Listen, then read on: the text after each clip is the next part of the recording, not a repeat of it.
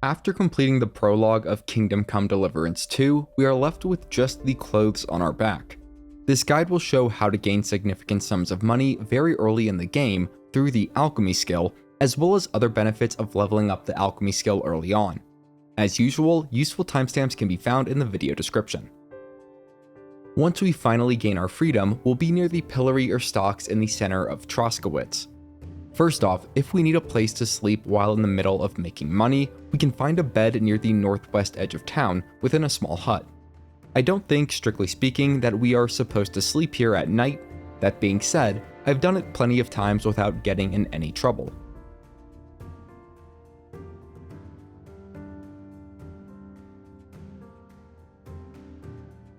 With that covered, we can head back to the main town road. Just across to the south, we will find a garden with several herbs.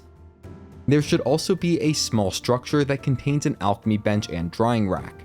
This will serve as our base of operations to make some money. To start off, we will only be able to make chamomile decoctions, but we will be unlocking more recipes soon enough. That said, we can head out of our shack and find several bunches of chamomile and sage in a tight cluster, which are what we will need to make the chamomile decoctions. I found that flowers regrow once every 2 or 3 days of in-game time. Returning to the alchemy bench, we can flip to the recipe in the book to quickly prepare the required ingredients. For best results, we will need to have at least one fresh ingredient and follow the procedure closely. As your alchemy skill increases, you will be able to get away with more and more deviations from the protocol as it is written. So, for the chamomile decoction, we will need to pour wine into the cauldron, then add 2 handfuls of chamomile.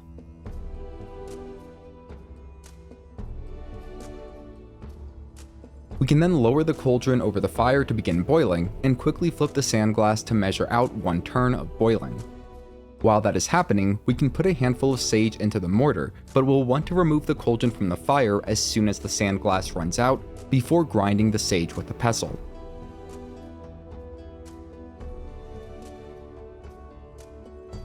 We can then add the ground sage to the cauldron, grab a vial, and pour in our potion. If your alchemy skill is still low and you timed everything right, you should be able to get 3 strong chamomile decoctions. As you'll see, I have a few perks that allow me to get 6 Henry's chamomile decoctions, which are more potent and worth more money. In any case, we will want to continue making chamomile decoctions for a few minutes, leveling up our alchemy skill along the way. Every 2 levels that we go up in alchemy will get us another skill point that we can allocate into the craft by navigating over to the Player Skills tab. These perks will accelerate our ability to make money, so let's discuss them now. More advanced perks will require higher levels of alchemy, and we will eventually be able to get all but 2 of the perks, which are exclusive to 2 other perks, meaning that we will need to pick between them. These also happen to be very important perks for maximizing profits, so make sure to watch ahead before picking all of your perks. The first perk I recommend getting is Enthusiast, as it will allow you to make potions non-stop without worrying about having to sleep or eat food. Next is the Potion Seller perk, which will allow us to make more money off of our potions. Now let's talk about the exclusive perks. There is Secret of Matter 1 and 2, and then there is Secret of Equilibrium 1 and 2. Secret of Equilibrium seems sort of nice, but it really isn't necessary, especially once your alchemy skill gets high enough. As I will demonstrate later on, a high alchemy skill is more than enough to allow you to make the best quality of potions easily and quickly. Secret of Matter, on the other hand, will allow us to get 1 additional potion per brew starting at level 8 alchemy, and then an additional 3 potions per brew at level 14 when we take the Secret of Matter 2 perk. This will effectively double our capacity to earn money off time spent making potions.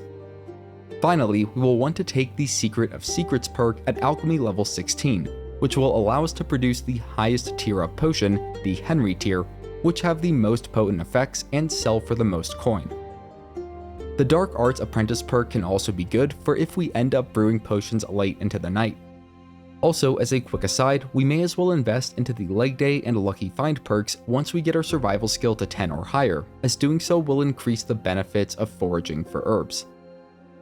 Finally, under the Stats tab, we can invest in the Adept of the Mystic Arts perk at Speech level 8, which will get us an additional 10% better prices on our potions. Feel free to refer back to this section of the video for help in selecting your perks. But with that covered, once we have around 25 or so Chamomile decoctions, and I would also recommend that you have at least the Potion Seller perk, we should be able to get a new recipe that will help us make money even faster. To the southeast of our alchemy shack is a staircase leading up to the shop of Apothecary Emmerich. Assuming it's daytime, we can head inside and trade. We'll need to sell Emmerich enough of our Chamomile decoctions to buy the recipe for Marigold decoction.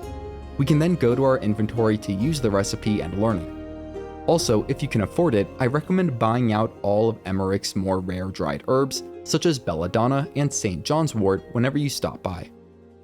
All we need per Marigold decoction is 1 nettle and 2 marigold. There are several marigold flowers sitting right outside of our alchemy shack, and they are also found scattered about the surrounding farmland. For nettle, we just need to walk to the main road and along the southern fence line to the west. Just a short distance off, we should find a huge cluster that will supply us all the nettle that we will ever need. With our fresh materials in hand, we can return to the Alchemy Bench. I recommend following the procedure for Marigold decoction pretty strictly to start out, then seeing what shortcuts you can get away with as your alchemy skill increases. Following the procedure strictly, we will add water to the cauldron, then select the Marigold decoction recipe in our book to prepare the ingredients. We will add the nettle to the cauldron and lower it onto the flame, then quickly flip over the sandglass to start the timer, and we need to boil the nettle for 2 turns. While the first turn is going, we can place the 2 handfuls of marigold into our mortar, but we want to accurately time the boiling of our nettle to start. For that, we will want to flip the sandglass a second time as soon as it bottoms out. Then, as soon as it empties the second time, or perhaps even a moment before that, we will want to remove the cauldron from the heat. We can then grind up our marigold and add it to the cauldron, grab a vial, and pour the potion.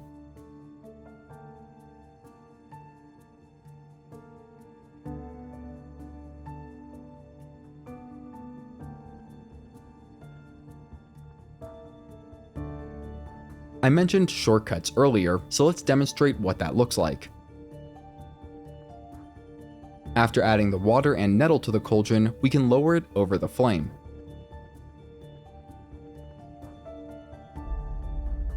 Instead of spending time flipping the sandglass, we can go straight to adding the 2 handfuls of marigold to the mortar and then even grind it up.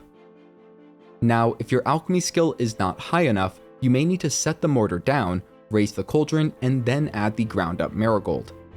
However, with my alchemy skill at 30, I can just add the ground marigold directly to the cauldron while it is still over the fire, and then raise it up as soon as possible, saving a decent chunk of time. Thanks to a high alchemy skill, my shortcuts don't reduce the quality of the final potions, and it saves me a bunch of time in the long run. If shortcuts are ruining the quality of your potions, Henry will be sure to hint at how that might be. Also, make sure at least one of your materials is fresh and in good condition. If all materials used are dry, or if at least one is in poor condition for sitting around too long, that can also lower the quality of the finished product. With a ton of high quality marigold decoctions, we can make our way back to Emmerich and trade for new recipes, rare materials to make savior schnapps and other useful potions, and finally, money. Emmerich usually has around 300 coins and restocks every 1 or 2 days of in-game time. I also suggest paying a visit to the General Goods Store, which is on the other side of the main road through town. The downside of Tommel's shop is that he only pays about half of what Emmerich will pay us for our potions. However, he does have some other useful items that we may want, such as food, lockpicks, and gear repair kits. Since we can use potions for trading here, we may as well. If you still have any questions, you can reach out to me in the comments where I will do my best to help. If you want to see more great content, you can head over to my channel, and if you're new, consider subscribing. You're helping me feed my cat. Her name's Marshmallow. Have a great day. If you're here today, have a great Friday and a great weekend. And as always, thanks for watching.